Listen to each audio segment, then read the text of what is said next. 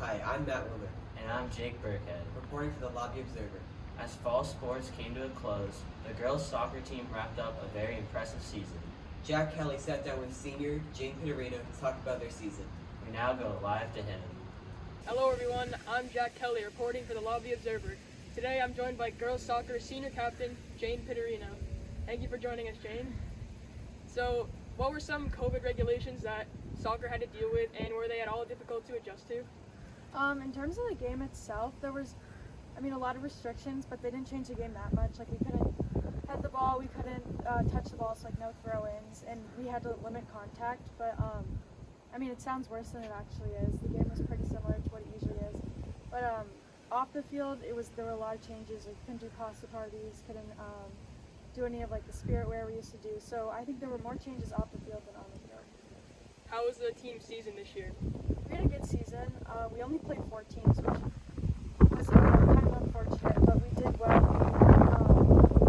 We have a rivalry against Wachusett, and we actually beat them all 3 times this year, so that's pretty good. And what was a personal highlight or favorite team moment from the season? I think when we beat Wachusett in the semifinals, I've been trying to beat them for 3 years now, and we've been unlucky up until this year. Went down to penalty kicks, and our goalie actually was the one that scored the winning penalty kick, so that was pretty good. Yeah, penalties are always exciting. Congrats on a well-achieved season, and back to you guys. Thanks, Jack. Despite difficulties, it sounds like you guys had a really good season. We now move to the high school's theater program as they plan to start up their year during the pandemic. Cole Megna is now with Luke Capella talking about the future of the program. Hi, I'm Cole Megna with the Lobby Observer, here with Vice President on Center Stage Student Board, Luke Capella. Hey everyone. So Luke, how is Center Stage adapting under COVID right now? Yeah, so with COVID-19 this year, we obviously can't do a main stage show on our auditorium stage because it's not deemed safe yet. But we still have an awesome opportunity that we're going to be doing, and that is towards the late spring, May. Around that time, we're going to be doing a cabaret-style performance outside, almost like an outdoor theater thing, where anybody who's interested in being a part of Center Stage or that already is a part of Center Stage will rehearse, and they'll be able to perform their own monologue if they want, or a song, even a stand-up comedy routine if comedy is something you're interested in, and then even like a poetry reading if that's something you're interested in too. And also, definitely depending on where we are in terms of what's safe by late spring, even maybe small group scenes or like a 2-person scene or a duet, a song duet. So yeah, we're real excited about that coming in the spring. That is very exciting. Is there anything you're going to be doing maybe weekly or monthly in the meantime? Oh yeah, definitely. So Ms. Jazz, our theater director and teacher here at Westboro High School, a couple times a month she'll be having these almost online master classes over Zoom where there'll be a certain topic, like the most recent one we have coming, which is around December 5th, December 8th. We'll have the exact date for that in the description below. But she's going to be bringing in college students who are studying acting right now at drama schools or schools that have great theater programs, and talking about what it was like to audition for those schools, their experience right now at those schools, but even if pursuing acting as a career or going to school for it is something that you're not interested in, because that's not everybody. In fact, the majority of people, won't be doing that. Those college students will still have great acting advice because, they're older and they have more experience and they've gone to these schools. So whether or not, going to college for it is something you're interested in, they'll still have some great tips for you as an actor or a performer. And this is going to be open to everyone, right? Yeah, this is open to anybody who wants to be a part of Center Stage. I know you talked about how we'll have the Google Classroom code in the description below, so you can join from there. And from there you'll be alerted, with anything new, any updates about what we're doing this year. And that first master class, that's just one. And Ms. Jazz made it very clear that she wants people to be interested in what the different topics are. So if you have something that you're like, oh wow, this really interests me, like, I'm always so nervous on stage, or I just get these nerves. Maybe that's something that that'll be another master class where she brings in people, or her herself talks about relaxation exercises, And something like that could even be beneficial to someone who doesn't want to be a part of theater per se, but just public speaking in general. So yeah. That's great. I was wondering, because I know that the tech crew is a very important part of Center Stage. Yeah. And I was wondering if you know anything about how they're changing this year. Yeah. So yeah, that's the other half of our theater department at Westboro High School. We have the cast and we have the tech crew. And it's very similar to the cast this year in the way there'll still be some great opportunities for people in tech as in cast. It'll just be a bit different. Again, we won't be able to do a main stage show like a play or a musical. But so yeah, like build crew, which is the people who build the sets and the designs for our shows.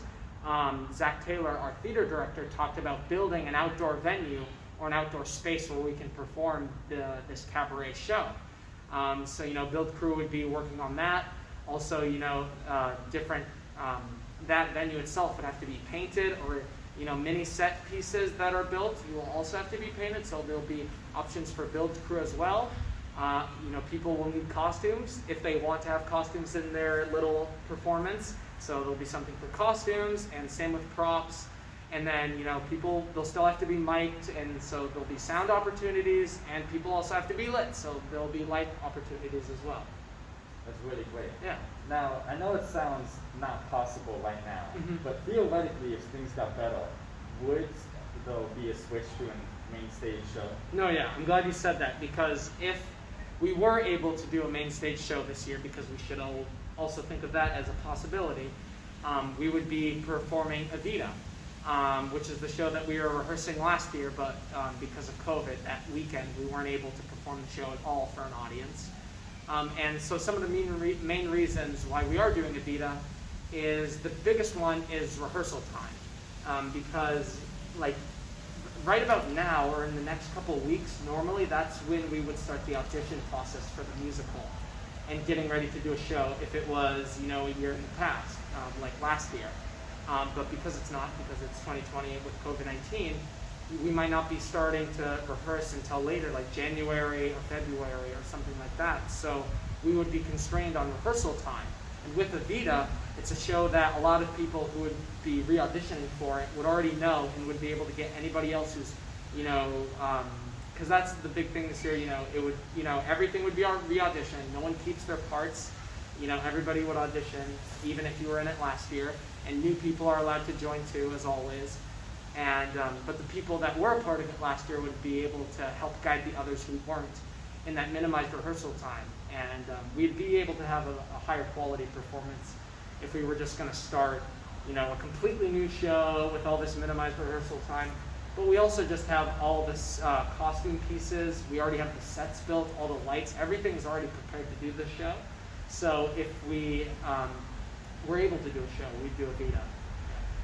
Wow, that's hopefully that can happen. Yeah, I know. That'd be great if we could do that. So it sounds like Center Stage really has a good grasp on what they're going to be doing this year. No, yeah, definitely. Our directors, Ms. Jazz, who's the theater director, and Zach Taylor, who's the tech director, and the director of fine arts, Mr. Martin, they really, made sure that we have a good performance opportunity this year, because last year we weren't able to do our huge musical performance, which is normally the most popular event of the year at Westboro High School in terms of Center Stage. So they didn't want to just, do nothing this year like a lot of high schools are doing this year, or have, a stage show but wearing masks, like the actors are wearing masks as well, which would just bring the audience completely out of it, I feel like. So yeah, they really were creative and came up with an awesome way to still do a show. Yeah, that's good. Thanks for meeting with me. Yeah, of course, anytime. Yeah, this was Luke Capello, Vice President on the Center Stage Student Board, and I'm called MEGNA. Back to you. Thank you, Cole and Luke, and best of luck on planning your cabaret. Thanks for joining us today. I'm Matt Willard, And I'm Jake BIRKHEAD. reporting for the Lobby Observer.